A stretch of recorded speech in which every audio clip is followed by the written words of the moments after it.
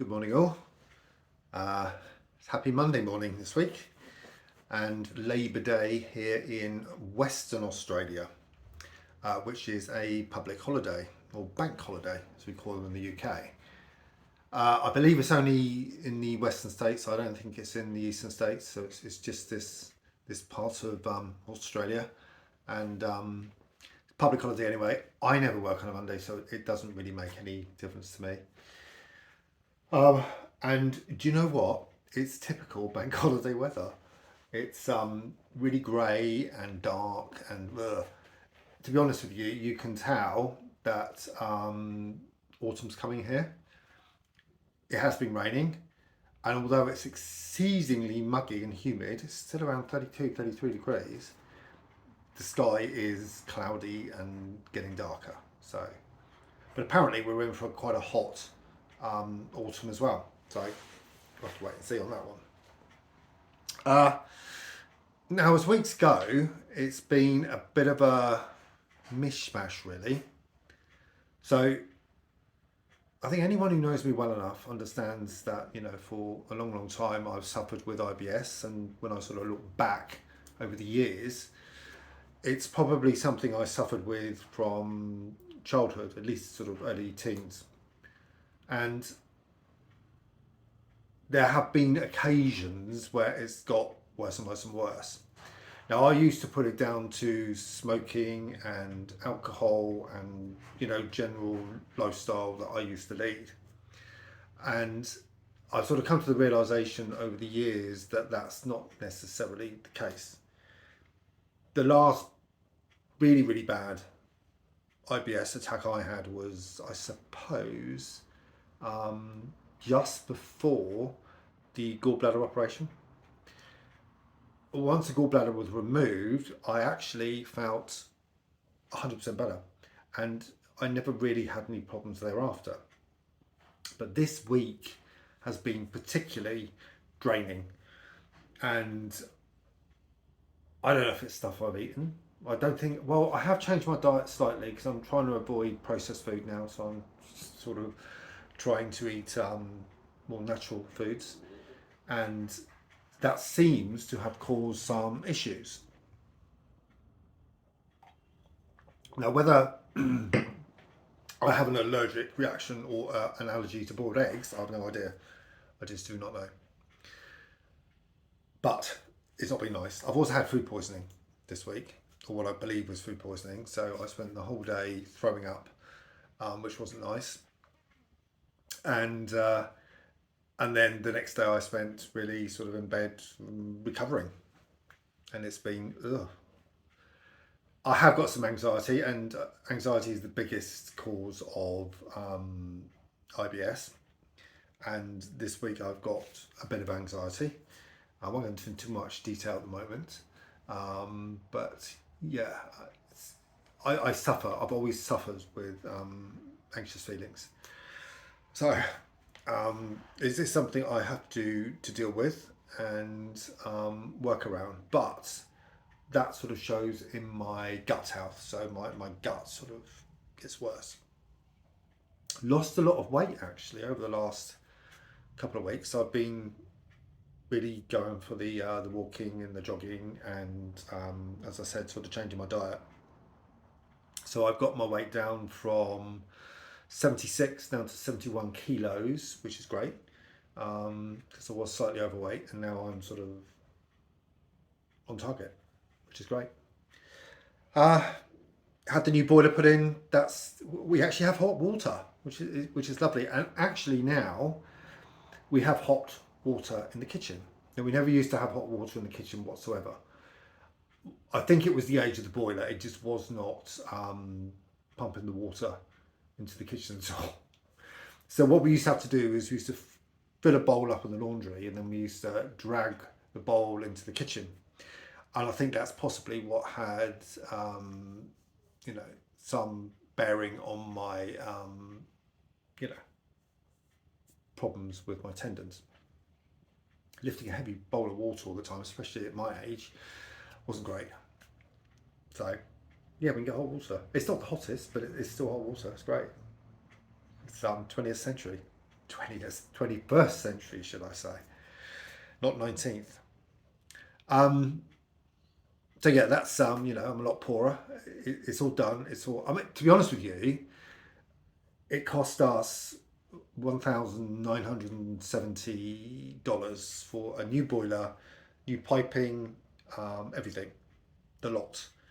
Now, luckily, I mean, our boilers are outside. We don't have them inside like you do in the UK. They're either in the loft or wherever they are. So ours are outside, all being replaced, all lovely. Now, I believe if I had to get a new boiler in the UK, that would have cost me, oh, I don't know, 5 or 6 thousand. I know when we were supposed to get one a while ago, when we lived up north in the UK, it was going to cost about three. So, God knows how much it is now. Dread to think. So actually, it's not that bad. Certain things here are cheaper, although the majority is far more expensive. Um, we had a lovely lady this week come into where I work. Now, she came in and she had a bag over her shoulder, and the bag was moving, and it was a bit disconcerting because obviously, you know, with all the snakes, etc., around, it was a bit like, okay, what's she got in her bag? Does she know what she's got in her bag? And when she got to the counter to pay for her stuff, she popped the bag down and she said, "Do you want to have a look inside?" And I was like, "No, not really. I don't know what it is." However, persevered and I said, "Okay, go on then." So she opened it up and inside was a little baby Joey. Cute, lovely. This wonderful lady or couple, two ladies, rescue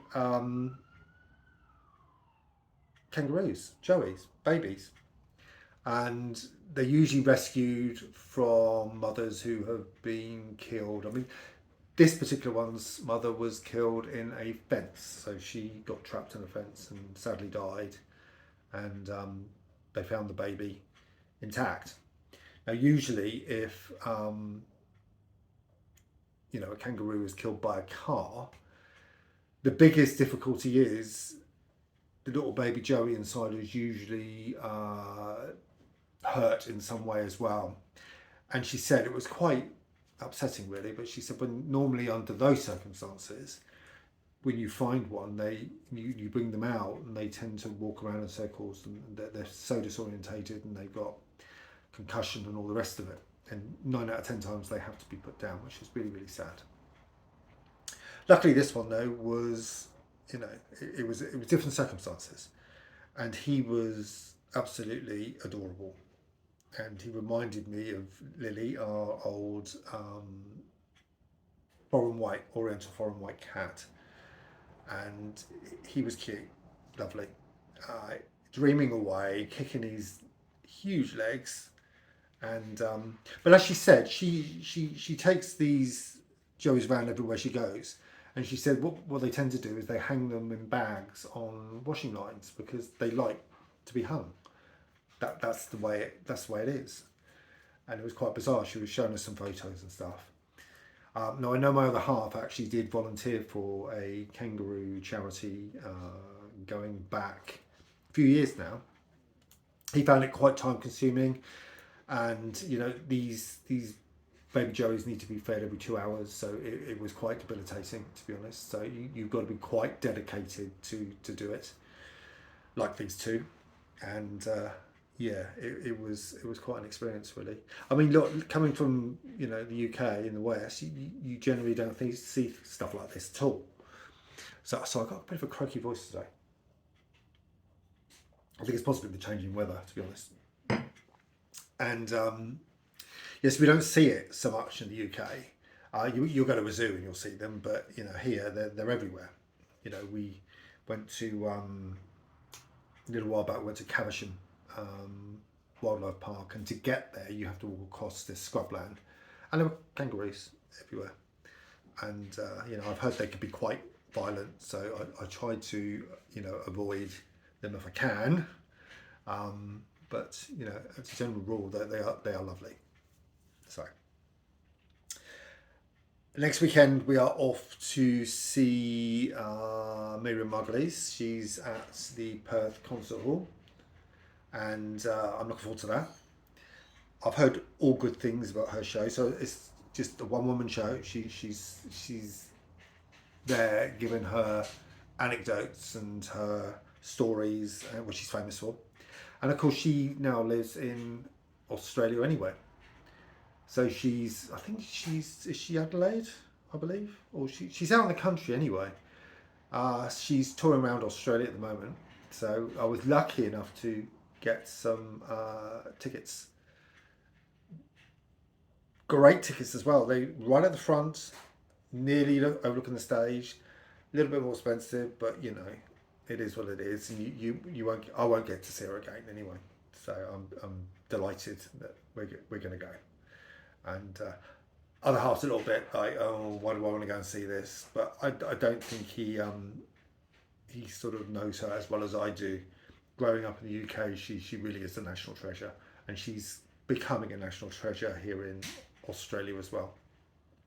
So anyway, that's it for now. I've got a kind of a busy week ahead, really, and lots of things to sort out. I've got a few different. Can I say? Yes, I can say. I've got a few interviews lined up. So, and I passed a few interviews as well. So, you know, I'm just looking forward to maybe new challenges in the future, which would be wonderful for me. More money as well, and it's something I think I need to do for my own headspace.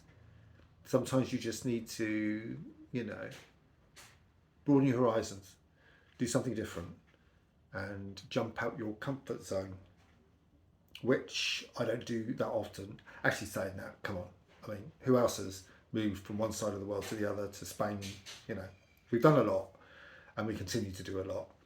So I think over the last year, I was becoming rather comfortable, too comfortable, and it's now time to, you know, do something a little bit different.